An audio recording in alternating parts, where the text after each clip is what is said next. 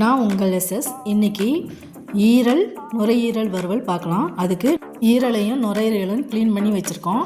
அதில் பச்சை மிளகா சேர்த்துருக்கோம். ஒரு 10-15 பச்சை மிளகா இருக்கும். இது காரத்துக்கு இதில் வேறு எந்த ஒரு காரமும் சேர்க்க போதில்லை. அதனால் தேவையான அளவு பச்சை மிளகா சேர்த்துக்கலாம்.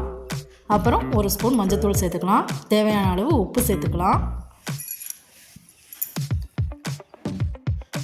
சேர்த்துட்டு ஒரு ஸ்பூன் சீரகம் சேர்த்துக்கலாம். இதுக்கு வேறு எந்த ஒரு காரமும் நம்ம சேர்க்க போகிறது கிடையாது. இது மட்டும்தான் இது காரம். அதுக்கப்புறம் வெங்காயம், சின்ன வெங்காயத்தை நம்ம அரைச்சி சேர்க்க போதில்லை. இந்த மாதிரி இடிச்சுக்கோங்க. இந்த மாதிரி இடித்து சேர்க்கறதுனால டேஸ்ட் அதிகமாகிறது மட்டும் இல்லாமல் பச்சை வெங்காயம் சேர்க்கறதுனால சளி எது இருந்தாலுமே வெளிவந்துடும். சளிக்கு சின்ன வெங்காயம் ரொம்ப நல்லது. அரைக்காமல் இந்த மாதிரி செய்யும்போது ரொம்ப டேஸ்ட்டாக இருக்கும். இது சிம்பிளாக செஞ்சிடலாம். பிகினர்ஸ் கூட இந்த ரெசிபியை சிம்பிளாகவே செஞ்சிடலாம். இப்போ 1 கிலோ மட்டனுக்கு நீங்கள் ஒரு 300 கிராம் 400 கிராம் பச்சை வெங்காயத்தை இந்த மாதிரி இடித்து சேர்த்துக்கோங்க. அரைக்க வேண்டாம், இடித்து சேர்த்துக்கோங்க. இதில் நம்ம பூண்டோ இஞ்சியோ எதுவுமே சேர்க்க போகிறது கிடையாது.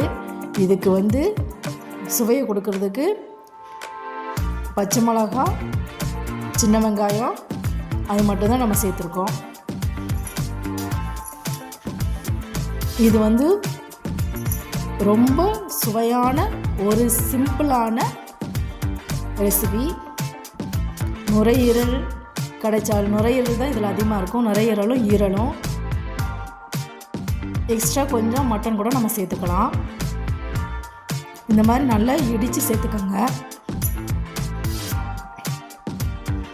நல்லெண்ணெய், இதுக்கு நல்லெண்ணெய் தான் ரொம்ப பெஸ்ட்டு. அதனால் நல்லெண்ணெய் ஒரு 4 ஸ்பூன் சேர்த்துக்கோங்க. சேர்த்துட்டு இப்போ அடுப்பில் வச்சிடலாம். வச்சுட்டு ஒரு தடவை நல்லா கலந்து விட்டுக்கோங்க.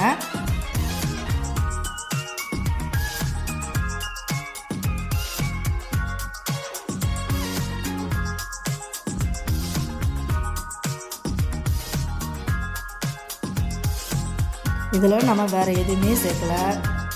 ஈரல், நுரையீரல், கொஞ்சம் மட்டன், அதோட ஒரு ஸ்பூன் மஞ்சள்தூள், ஒரு ஸ்பூன் சீரகம், தேவையான அளவு உப்பு, அப்புறம் பச்சை மிளகா, வெங்காயத்தை, சின்ன வெங்காயத்தை நம்ம இடித்து சேர்த்துருக்கோம். அவ்வளோதான். இதில் வேறு எதுவுமே நம்ம சேர்க்கலை. சூப்பரான ரெசிபி இது. இது எல்லா டிஷ்ஷுக்குமே ரொம்ப நல்லாயிருக்கும். இதுக்கு தண்ணி சேர்க்க வேண்டியதில்லை. இப்போ பாருங்கள், நல்லா கலரி விட்டதுக்கப்புறம் எந்த அளவுக்கு தண்ணி வந்திருக்கு. இந்த தண்ணி கொஞ்சம் வற்றினதுக்கப்புறம் நமக்கு தேவையான அளவு தண்ணி சேர்த்துக்கலாம். நான் அது காமிக்கலை. சேர்த்து நல்லா வெந்ததுக்கப்புறம் எடுத்துடலாம். சூப்பரான ஈரல் நுரையீரல் வறுவல் ரெடி. தேங்க்யூ ஃபார் வாட்சிங்.